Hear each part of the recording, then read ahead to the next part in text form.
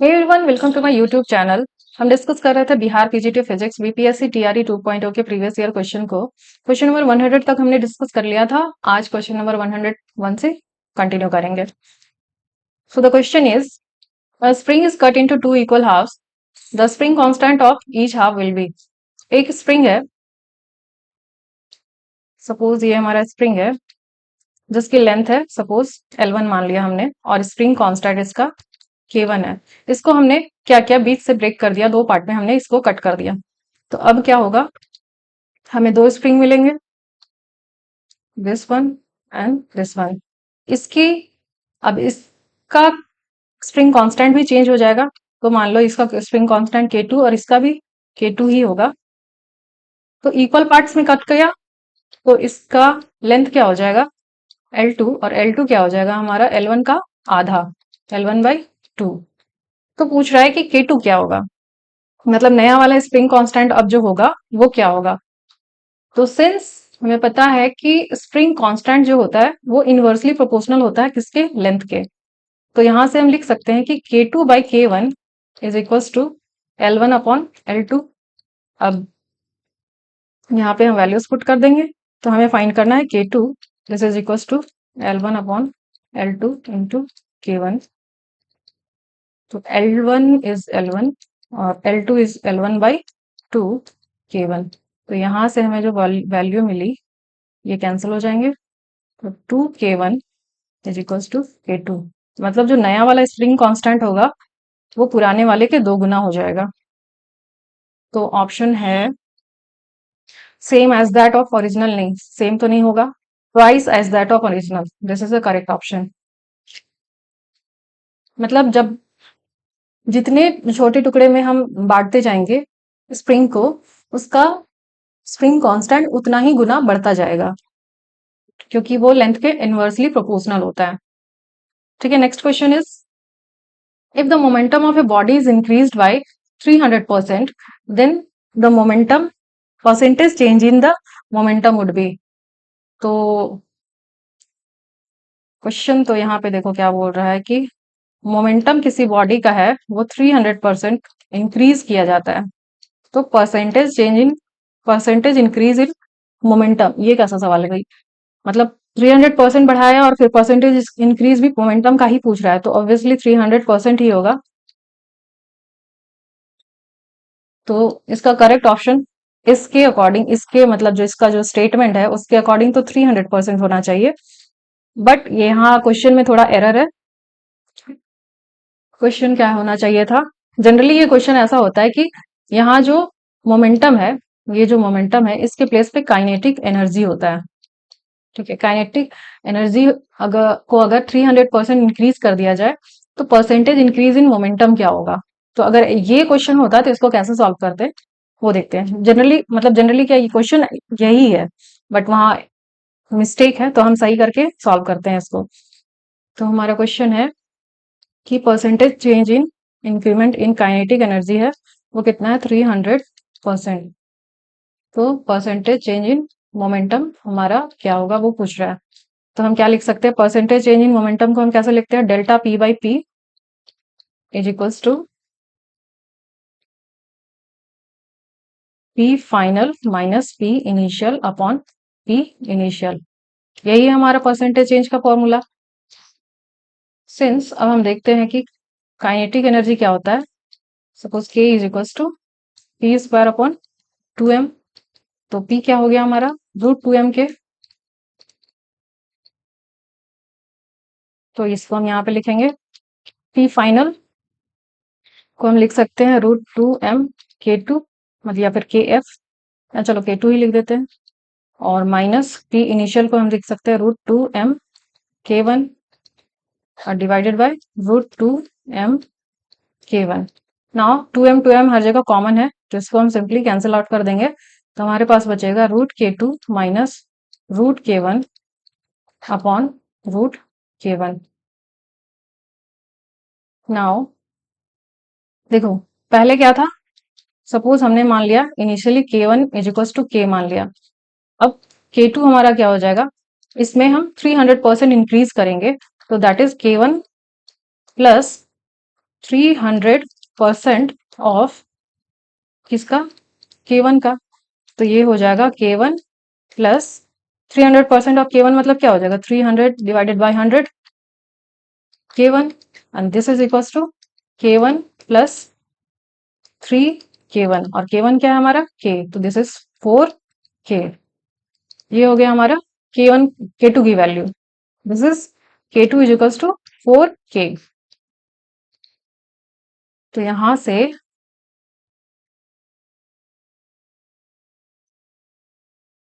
हम लिख सकते हैं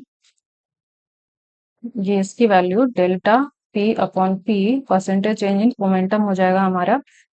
के सबकी वैल्यू पुट कर देंगे तो K2 is 4K minus root में ये root K upon root K,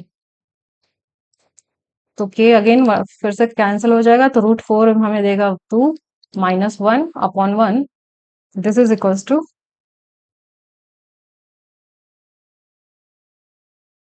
1।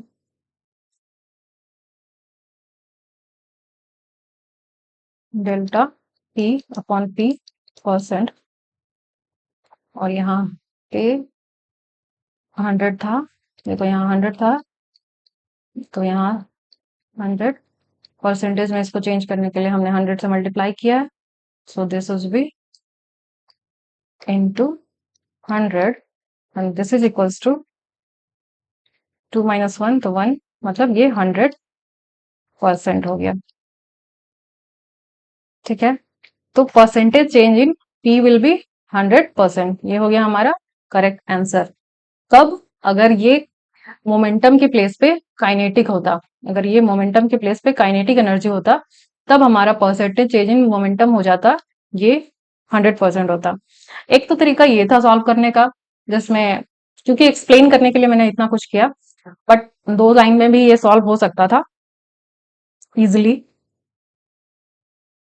देखते हैं कैसे।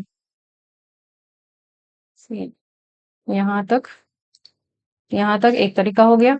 नाउ देखो, सपोज K1 क्या है हमारा, K है, और K2 क्या है, इसमें 300% इंक्रीज करेंगे, तो ये पहले से 1 था, 300% इंक्रीज किया, तो अब ये क्या हो गया, 4K हो गया, 4 टाइम्स हो गया।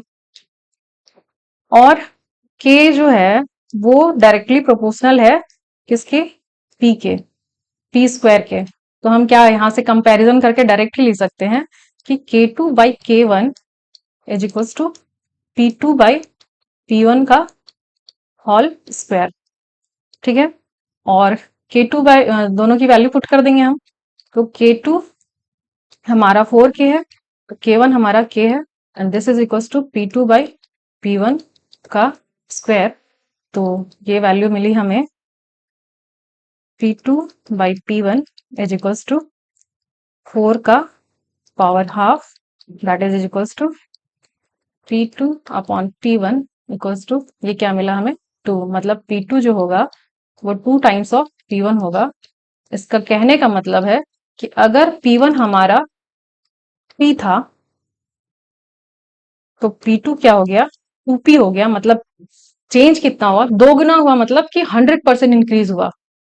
इसका मतलब है कि percentage change in P is equals to percentage change in P, increment in P is equals to 100%। समझो इस बात को, क्या कह रहा है यहाँ पे, कि मान लो पहले मेरे पास 100 रुपीज थे, अब मैंने इस पे 100% का इंक्रीमेंट किया, तो ये वैल्यू क्या हो जाएगी, 100% इंक्रीमेंट के बाद ये दोगुनी हो जाएगी। पहले 100 था और फिर और 100% बढ़ा दिया, मतलब 100 रुपीज हो गए, तो ये 200 हो गया। तो मतलब इनिशियली कितना था, ये 100 था। यहाँ पे वही चीज है कि P2 की वैल्यू दोगुनी हो गई, P1 की जो पहली थी वैल्यू उससे दोगुनी हो गई, मतलब कि हमारे पास पहले पहले जितना था उसका 100% इंक्रीमेंट हो गया। तो percentage change in P1 is equal to 100। तो या तो आप सेकंड वाला मेथड यूज कर लो, या फिर फर्स्ट, अगर कैलकुलेट करना है तो फर्स्ट वाला ही यूज कर लो, बट सेकंड वाला थोड़ा जल्दी कैलकुलेट हो जाता है, तो जो आपको अच्छा लगे। Next question, an electron and proton are detected in a cosmic ray experiment. The first with kinetic energy 10 kilo electron volt and the second with energy 100 kilo electron volt respectively. How are their velocities related? तो यहाँ electron और proton की बात हो रही है कि cosmic रे में इलेक्ट्रॉन और प्रोटॉन डिटेक्ट किए जाते हैं। तो इसकी इलेक्ट्रॉन की कॉरेस्पॉन्डिंग जो काइनेटिक एनर्जी है वो है 10 electron volt, kilo electron volt, sorry 10 kilo electron volt. और प्रोटॉन की कॉरेस्पॉन्डिंग जो काइनेटिक एनर्जी है दैट इज, इसको के मान लो और इसको केपी मान लो, और ये है हमारा 100 किलो इलेक्ट्रॉन वोल्ट। तो देयर वेलोसिटीज, इनकी वेलोसिटीज क्या होगी? तो ये सपोज v मान लो, इसको मान लो vp। तो हमें पता है कि kinetic energy is equals to half m v square. तो अगर इलेक्ट्रॉन की है तो के एम ई और v, और प्रोटॉन की है तो K P is equals to 1/2 m p v p square. ना आप क्या करेंगे, इन दोनों को डिवाइड कर दो। तो डिवाइड करने पे हमें क्या मिलेगा, K E upon K P is equals to 1/2 m p v p square. अब यहां से ये दोनों कैंसिल कर दो तो हमें मिला K E upon K P is equals to m e by m p into v e upon v p का whole square. Now velocity of proton क्या होता है, sorry velocity mass of proton क्या होता है? देखो, mass of proton is 36 times mass of electron. ठीक है, प्रोटॉन इलेक्ट्रॉन से भारी होता है, इसका वेट ज्यादा होता है, और कितना ज्यादा होता है तो इतना गुना ज्यादा होता है। इसको याद कैसे रखेंगे, 18 गुना 36 ऐसा करके याद रखो कि M P is equal to 1836 times M E. तो हम यहां से लिख सकते हैं कि M E by M P क्या हुआ, M E by M P is equal to 1/1836। तो यहाँ पे, और इनकी वैल्यूज क्या है, के ई के पी की क्या है, इलेक्ट्रॉन के कॉरेस्पॉन्डिंग जो काइनेटिक एनर्जी थी वो 10 किलो इलेक्ट्रॉन वोल्ट थी, और इसके प्रोटॉन के कॉरेस्पॉन्डिंग 100। और यहाँ पे value M E by M P हमारा आ गया 1836, और वेलोसिटी हमें नहीं पता है, फाइंड करना है। So this is equal to, यहाँ से कैंसिल हुआ तो 1836 और नीचे 10 is equal to v upon V P, and ये हो गया हमारा v, ये स्क्वायर में हो जाएगा V E is equal to, या फिर V upon V P is equal to 18,3.6, और ये स्क्वायर को हम इधर ले जाएंगे तो अंडर रूट। तो वैल्यू क्या आई है हमारी, v इज इक्वल टू, इसको भी राइट साइड ले जाओ, तो ये vp, मतलब कि इलेक्ट्रॉन की वेलोसिटी इतना टाइम्स है इसकी प्रोटॉन की वेलोसिटी की। तो obviously velocity of electron is greater than velocity of proton. So the correct option, proton moving faster, नहीं वेलोसिटी की तो इलेक्ट्रॉन की ज्यादा है, तो electron moving faster, option number B is the correct option. C में क्या है, बोथ इलेक्ट्रॉन सेम वेलोसिटी, नहीं गलत है, B is the correct option. चलो आगे कोई क्वेश्चन देखते हैं। The casing of rocket in flight from earth to moon burns due to friction, the required energy for burning comes from. तो क्या कह रहा है कि एक रॉकेट है जो अर्थ से मून की तरफ जाती है, ठीक है, तो इसका जो केसिंग है, मतलब ये जो आउटर लेयर है, इसको हम बोल रहे हैं केसिंग, वो जल जाता है। तो इसको जो जलने की एनर्जी मिलती है, बर्न होने की एनर्जी मिलती है, वो कहाँ से मिलती है? तो सिंस देखो, ये हमारा रॉकेट है, ये जा रहा है ऊपर, मतलब मून की तरफ। तो जो एटमॉस्फेयर है, जो एयर है, वो उस पर क्या करता है, रेसिस्टिव फोर्स लगाता है, जिसकी वजह से फ्रिक्शन होती है। ठीक है, फ्रिक्शन होती है। तो ये जब रेसिस्टिव फोर्स लगाता है, मतलब कि इसके मोशन को, रॉकेट के मोशन को ये ओपोज करता है। कौन? एयर। तो जैसे जैसे इसको अपोज करता है, एज अ रिजल्ट क्या होता है, इसकी वेलोसिटी डिक्रीज होती है। रॉकेट ऊपर जा रहा था, एयर फ्रिक्शन ने उसको नीचे पुश किया, तो eventually there is a change in kinetic energy. और ये काइनेटिक एनर्जी है, वो कहाँ जाता है फिर, this is converted into heat energy. ये हीट एनर्जी में कन्वर्ट हो जाता है, और यही इसी की वजह से उसकी केसिंग में आग लगती है या फिर केसिंग बर्न आउट होता है। तो change in kinetic energy of किसका, रॉकेट का। रॉकेट की काइनेटिक एनर्जी जो चेंज होती है, और चेंज इन काइनेटिक एनर्जी हो, वो हीट एनर्जी में कन्वर्ट हो जाती है। तो उसको एनर्जी कहाँ से मिली, रॉकेट से मिली, ना कि एटमोस्फेयर से। एटमोस्फेयर से ऐसे कोई एनर्जी नहीं मिलती है। अगर एटमोस्फेयर से एनर्जी मिलता तो हमें फ्यूल डालने की जरूरत नहीं पड़ती रॉकेट उड़ाने के लिए। ठीक है, तो एटमोस्फेयर से फ्रिक्शन जरूर हो रहा है, लेकिन वेलोसिटी कम हो रही है रॉकेट की, और वेलोसिटी कम होगी तो फिर काइनेटिक एनर्जी भी कम होगी, और that converted into heat energy. So correct option is rocket. Next question is, a comet moves around the sun in an elliptical orbit. The work done by the gravitational force due to sun over every complete orbit of the comet would be।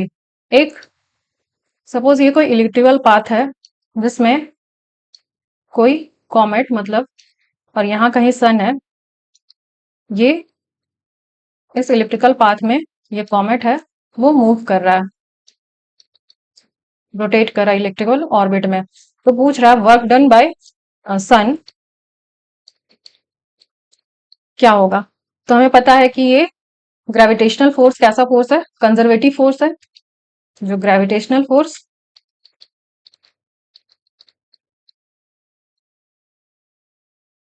क्या nature क्या है, conservative है। और ये भी पता है हमें कि work done by conservative force in a round trip, मतलब F dot D S is equals to 0।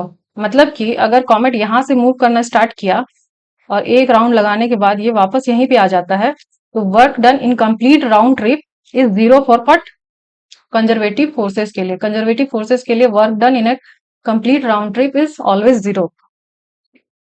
Conservative force में क्या होता है कि ये जो वर्क डन होता है वो पाथ इंडिपेंडेंट होता है। मतलब कि हमने अगर यहाँ से ए पॉइंट से बी पॉइंट पे गए, तो हम इस पाथ से जा रहे हैं कि इस पाथ से जा रहे हैं या कि इस पाथ से जा रहे हैं, इससे कोई फर्क नहीं पड़ता है। फर्क सिर्फ इस बात से पड़ता है कि हमारा इनिशियल पाथ क्या था, इनिशियल पॉइंट क्या था, और हमारा फाइनल पॉइंट क्या था। सो दिस, ये बात पे डिपेंड करता है बस वर्क डन। तो हमारा यहाँ पे इस वाले कंडीशन पे देखेंगे, अगर initial and final point same है, तो मतलब कि जो डिस्प्लेसमेंट है वो क्या है, 0 है। तो डिस्प्लेसमेंट यहाँ 0 हो गया, तो वर्क डन 0 हो गया। So correct answer is work done will be 0, option number C. Next is, a helicopter lifts an astronaut of 72 kg 15 meter vertically from the ocean by means of a cable। कोई helicopter है जो किसी astronaut को 15 metre height पे ले जाता है। If the acceleration acting on the astronaut is g/10, the force from the helicopter would be. देखो इस क्वेश्चन में थोड़ा एरर था, तो इस क्वेश्चन को पूछ रहा है यहाँ पे फोर्स, और यूनिट्स दे रखे हैं इसमें जूल में, तो क्वेश्चन में तो एरर है ही, इसलिए इस क्वेश्चन को डिलीट भी कर दिया गया था। बट इसका जो रेक्टिफाइड वर्जन है वो हम कंसिडर करके चल सकते हैं यहाँ पे, कि अगर करेक्ट ऑप्शन क्या होता है यहाँ पे, कि सपोज कोई हेलीकॉप्टर है, चलो हम हेलीकॉप्टर बनाते हैं। सपोज कोई हेलीकॉप्टर है, ठीक है, ये बनाया हमने हेलीकॉप्टर।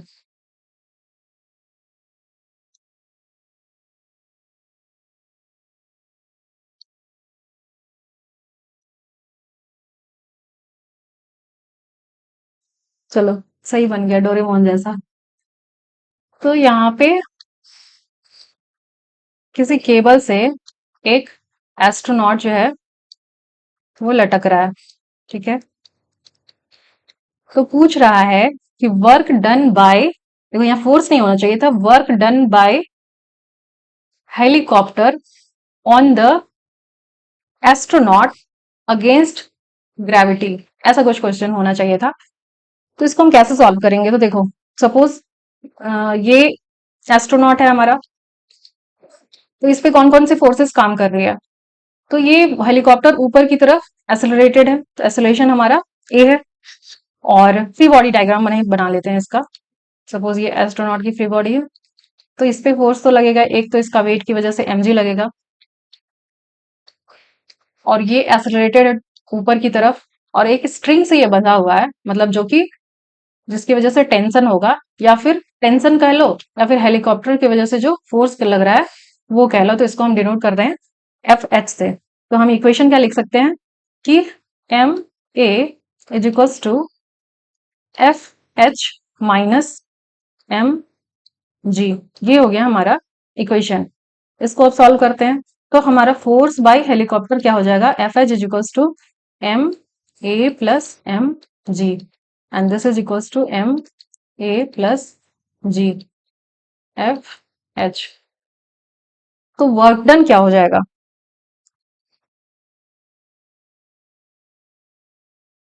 तो हम वर्क डन लिख सकते हैं कि work done is equals to क्या होता है?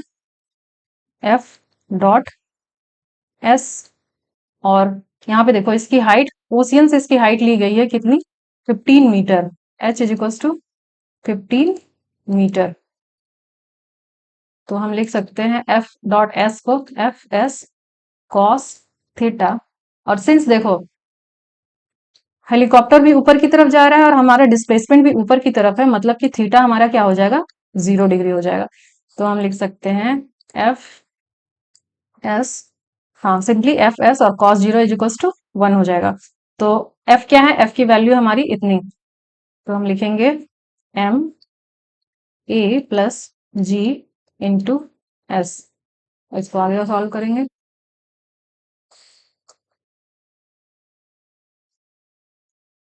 तो ये मिलेगा हमें, ए की वैल्यू क्या है? क्वेश्चन में गिवन है कि जो ए की वैल्यू है, यहाँ पे ए की वैल्यू है वो g/10 है। तो यहाँ मतलब कि ए इज इक्वल टू g/10 है। तो हम यहाँ पे पुट करेंगे m, and this is g/10 plus g into S. अब ये हमें फॉर्मूला मिल गया। हम सारी वैल्यूज को अब सिंपली पुट कर देंगे। तो मास है हमारा, सारी वैल्यूज को जब हम पुट करेंगे, मास कितना था? 72 kg। तो यहाँ हो गया 72 इंटू 10g, और g/10 upon g/10 plus 1, that is equal to 11/10 G. और जी की वैल्यू यहाँ पे डायरेक्टली 10 पुट कर दो, इंटू एस कितना हमारा? 15 मीटर। तो ये वैल्यू हमें कैलकुलेट करने पे मिलेगी 10 से 10 कैंसल। अब इसको मल्टीप्लाई कर देंगे 72 इंटू 11 इंटू 15, और इसको मल्टीप्लाई करने के बाद जो वैल्यू आएगी that would be 11,800 joule. 800 sorry 80 joule है। ठीक है, मल्टीप्लाई करने के बाद आप मल्टीप्लाई कर लेना, मैं डायरेक्टली पुट कर रही हूँ यहाँ पे। 880 joule is the work done.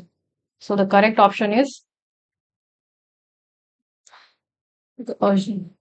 Option A. यहाँ पे ऑप्शन ए हमारा मैच कर रहा है। ये कब होता जब वर्क डन पूछता, लेकिन यहाँ पे फोर्स पूछ रखा है, इसलिए इस क्वेश्चन को डिलीट कर दिया गया था। ठीक है, तो आप ऐसे मतलब जान लो इसको कि रेक्टिफाई करने के बाद ये कैसे बनता। Next is a boy of mass 40 kg walks up a flight stair. एक कोई लड़का है जो फ्लाइट की स्टेयर्स पे चढ़ता है, जो जिसकी हाइट 12 मीटर है। मतलब ये मान लो कोई स्टेयर थी, यहाँ इसकी फ्लाइट थी, और ये हाइट जो है ग्राउंड से इसकी जो हाइट है वो कितनी है? 12 मीटर है।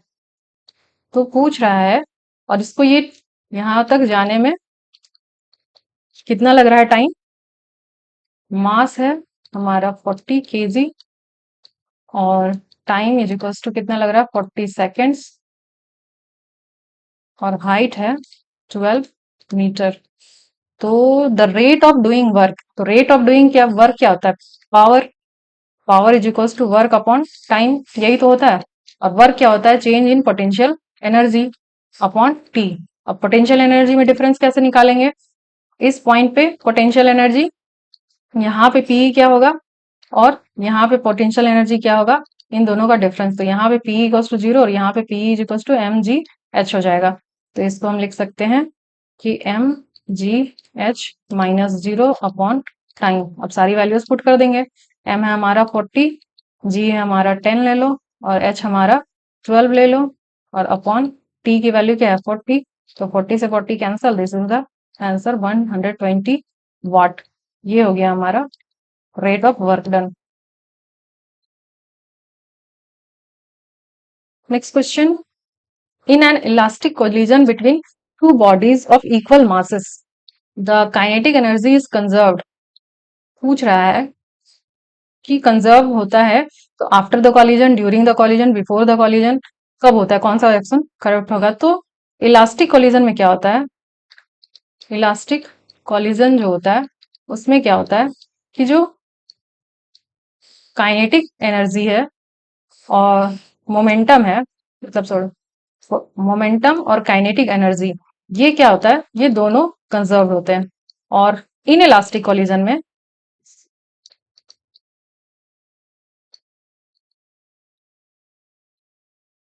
मोमेंटम और काइनेटिक एनर्जी में क्या होता है, मोमेंटम तो कंजर्व होता है लेकिन काइनेटिक एनर्जी कंजर्व नहीं होता है। ऑल्सो कि इलास्टिक कॉलिजन में क्या होता है कि सपोज कोई दो बॉडीज है जिनका मास, दोनों का मास m है या फिर डिफरेंट भी है, और आफ्टर कॉलिजन ये क्या होता है कि इनकी काइनेटिक एनर्जी कंजर्व होती है। मतलब बिफोर कॉलिजन भी kinetic energy, kinetic initial is equals to kinetic final. तो इनिशियली, इनिशियल और फाइनल काइनेटिक एनर्जी कंजर्व होते हैं, but during the collision, during the collision इनकी काइनेटिक एनर्जी कंजर्व नहीं होती है। ठीक है, तो ये बी वाला ऑप्शन है, ये नहीं होगा। ड्यूरिंग एनर्जी, ड्यूरिंग कोलिजन इनकी काइनेटिक एनर्जी कंजर्व नहीं होती है, आफ्टर कोलिजन कंजर्व होती है, बिफोर कोलिजन भी कंजर्व होती है, लेकिन ड्यूरिंग कोलिजन कंजर्व नहीं होती है। तो ये हमें दो ऑप्शन मिल रहे हैं यहाँ पे, इसलिए more than one of the above the correct option. यहाँ पे आप चाहे आप लिख लो कि ये इंपॉर्टेंट है, पूछता है बहुत बार।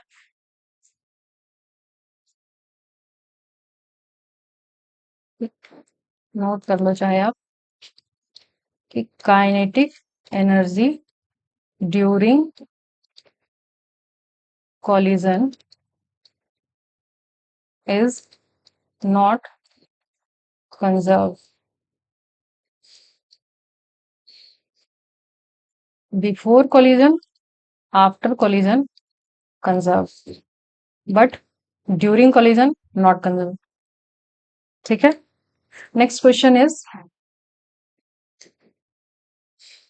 a railway carriage having mass 8000 kg moving with a velocity of 54 km per hour collides with another stationary carriage of same mass, the loss of kinetic energy। तो ये भी कोई कॉलिजन का क्वेश्चन है। तो यहाँ बोल रहा है कि एक रेलवे कैरेज है, मतलब रेल की जो डिब्बी होती है वो है मान लो, और दूसरी रेल की एक और डिब्बी है, दोनों का मास क्या है, m है। ये हमारा रेस्ट पे है और इसकी वेलोसिटी, इनिशियल सम वेलोसिटी मान लो कि u है। ये इधर को मूव कर रही है, उस टाइम के बाद ये इससे कोलाइड करती है। तो यहाँ देखो गिवन है क्या कि किस टाइप का कोलिजन है, ये हमें खुद फाइंड करना पड़ेगा। तो there is a loss in kinetic energy, मतलब कि काइनेटिक एनर्जी कंजर्व नहीं है। और ऐसा केस कौन से केस में होता है, जब हमारा इन इलास्टिक कोलिजन होता है।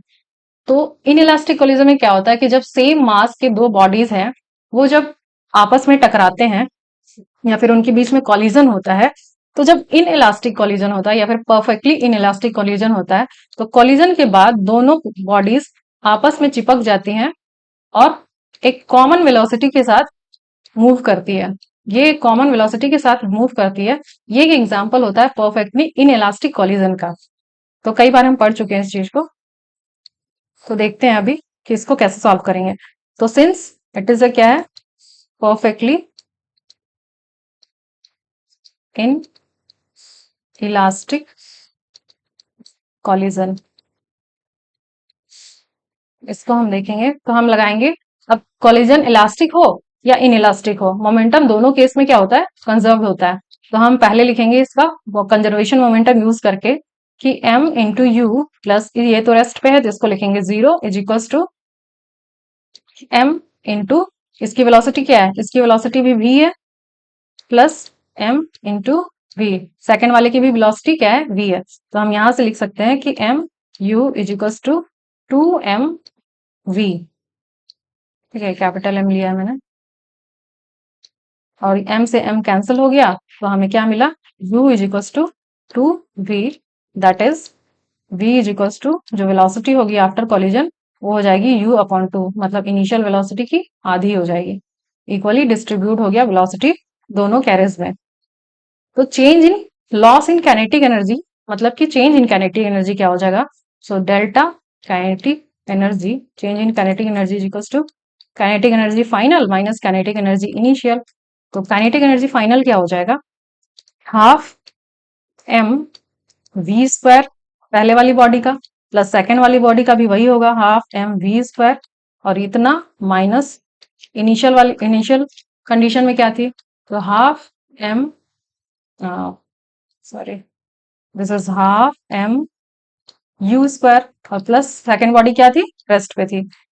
तो इसको हम लिख सकते हैं, सबसे हाफ m तो कॉमन ले लो, तो यहाँ पे मिलेगा हमें v स्क्वायर, और ये भी क्या, 2v स्क्वायर, ठीक है, इसको ये दोनों सेम है तो हमने 2v square minus u square ले लिया, और इसको हम सोल्व कर देंगे अब, तो हमें क्या मिलेगा, 1/2m, और v की वैल्यू क्या है, v की वैल्यू है u/2, तो this is u square by 4 minus u square, तो 2 से 2 टाइम्स ये गया, और this is equals to 1/2m, u square भी कॉमन ले लो, और यहाँ पे हाफ -1, तो इसकी वैल्यू क्या आ जाएगी, -हाफ, तो मैं डायरेक्टली लिख देती हूँ, इसकी वैल्यू हो जाएगी -1/2। अब सारी वैल्यूज पुट कर दो, तो चेंज इन काइनेटिक एनर्जी हमें क्या मिलेगा,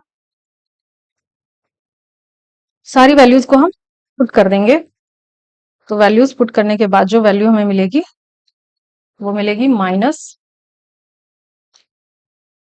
m कितना था हमारा, m इज 8000 kg और velocity is 54 kilometre per hour.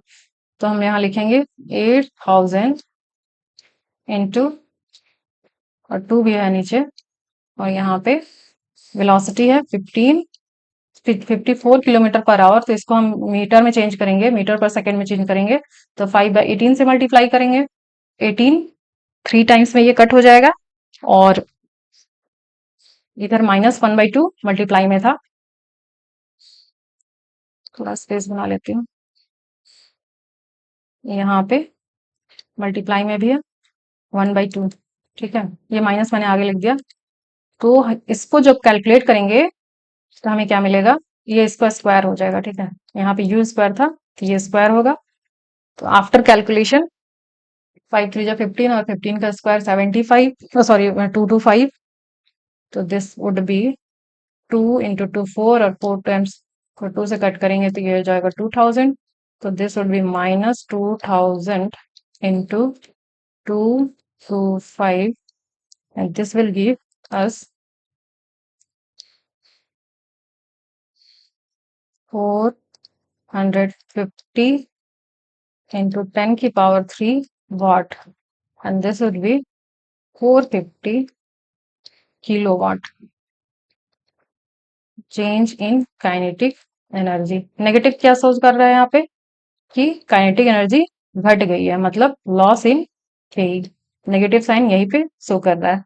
तो आंसर हमारा हो जाएगा यहाँ पे, correct option is option number A, that is 450 kilo joules.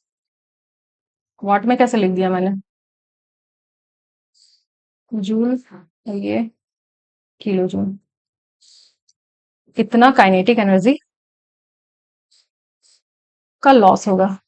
Next question is the power of a motor capable of, set करती हूँ पहले,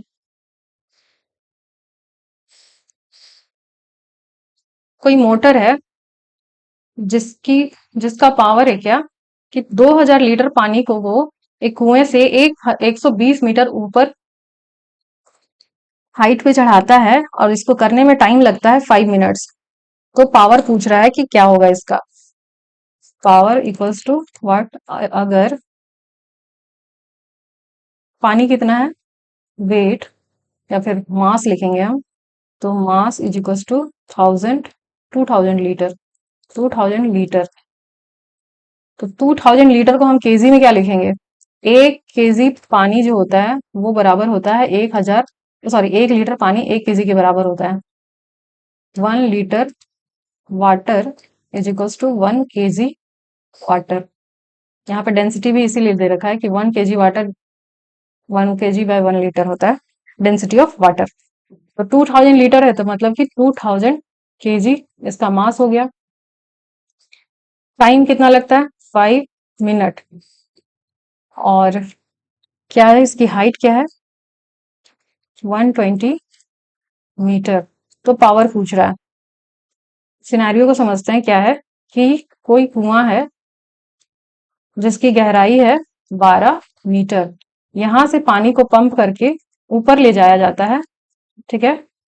तो पूछ रहा है कि पावर ऑफ द मोटर क्या होगा। तो सिंपली हम क्या लिख सकते हैं कि पावर हमारा क्या होता है, P is equals to work upon time. और वर्क क्या हो जाएगा हमारा, change in potential energy by time. और पोटेंशियल एनर्जी अगेन इस पॉइंट पे पोटेंशियल एनर्जी, यहाँ पे पोटेंशियल एनर्जी, और जब ग्राउंड पे थी मतलब कुएं के अंदर थी तब, तो ये हो जाएगा हमारा mgh। और यहाँ पे पोटेंशियल एनर्जी क्या थी, 0। तो हम लिख सकते हैं potential energy is equals to m, this is mgh minus 0 upon 5 minute, time लिखते हैं t। सारी वैल्यूज को पुट कर देंगे तो दिस इज, मास कितना हो गया हमारा 2000 इंटू जी कितना 9.8 लेने को कहा है, और हाइट कितना है 12 मीटर, और डिवाइडेड बाय टाइम है 5 मिनट। तो 5 मिनट को हम सेकंड में चेंज करेंगे तो दिस इज इक्वल्स टू 60। और 0 to 0 गया 6 इंटू 2 टाइम्स में 12 गया, 5 4 जा 20, तो 40। तो this would give us value equals to, ये हमें देगा value P is equals to 7.8 kilowatt. यहाँ से हमें पावर की वैल्यू मिल गई। So this is the correct answer. और ऑप्शन मैच कर रहा है यहाँ पे हमारा 7.8 kilowatt. Option number A is the correct option.